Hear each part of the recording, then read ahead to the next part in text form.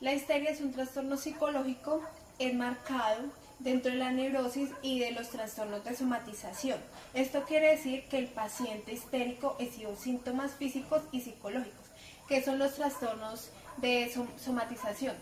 Es el diagnóstico que se realiza a aquellas personas que se quejan constantemente por dolores y malestares de diversas índoles. El caso a escoger fue El hombre lobo, de la cual nos vamos a basar acerca de la neurosis y trastornos de sexualidad. Sergei Konstantinovian Pergenhet nació en Rusia.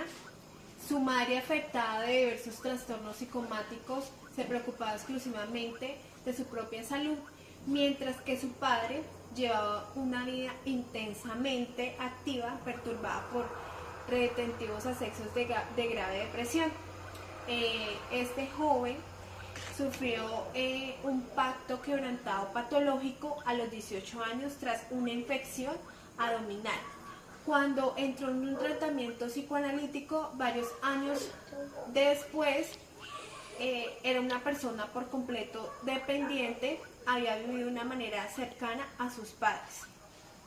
El hombre acudió a Freud cuando tenía 23 años, aclarando gravemente que había pasado por periodos grandes y graves depresivos. Cuando él visitó a Freud, llevó en estado de invalidez, donde sufría trastornos intestinales permanentes y crónicos. El análisis que nos ha quedado es magistral.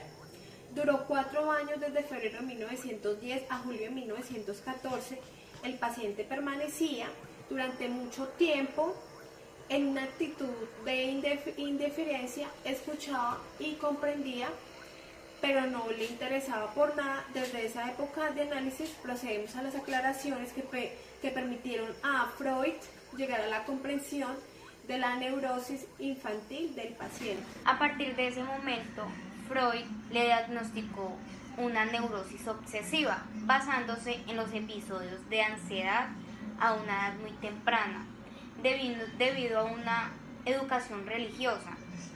Para Freud, el sueño era la llave a la curación de Pankejeff, pues la imagen que mostraba de la ventana abierta y los lobos observándolo, para Freud era un signo de una fantasía sexual reprimida, en la cual su padre es el depredador de la presa. Él sostenía una imagen que podría provenir el posible curamiento del paciente, donde hubiese visto a sus padres teniendo sexo cuando tenía básicamente año o año y medio. En todo caso, para Freud estaba clarísimo que el sueño obedecía a unos deseos reprimidos del paciente, que incluían a una tendencia homosexual, y el hecho de no poder defecar con normalidad acentuaba el diagnóstico freudiano. Análisis de una neurosis infantil. Basándonos en el caso del hombre de los lobos, podemos decir que esta enfermedad infantil es por medio del recuerdo que tiene el sujeto adulto que intelectualmente conserva.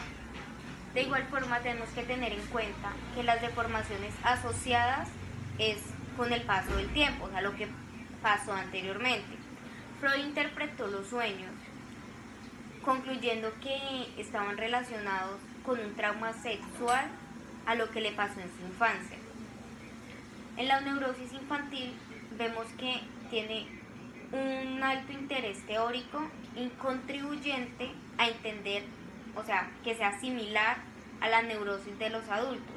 Sobre el hombre de los lobos. El historial sobre la neurosis del sujeto puede dividirse en 4 fases. La primera fase es la época prehistórica, la segunda fase la alteración del carácter, la tercera fase la angustia y isofobia, la cuarta fase la neurosis obsesiva. Como primera parte desde el nacimiento hasta el incidente de su hermana, esta etapa incluye en la contemplación de la escena primordial. En la segunda fase vemos cómo en esta etapa termina el sueño de los lobos.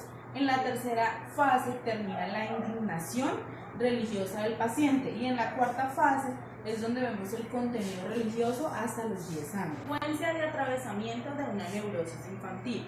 La consecuencia es que el niño abandona el mundo infantil y pasa a disponer de una estructura psíquica la cual no varía cuando ya está en su edad adulta.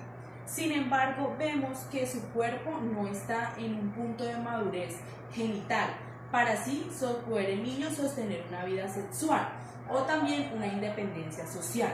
Al finalizar la neurosis infantil, el niño entra en la etapa de lactancia, caracterizada en un enfrentamiento en la sexualidad y un desarrollo de los intereses e identidades sexuales. Gracias.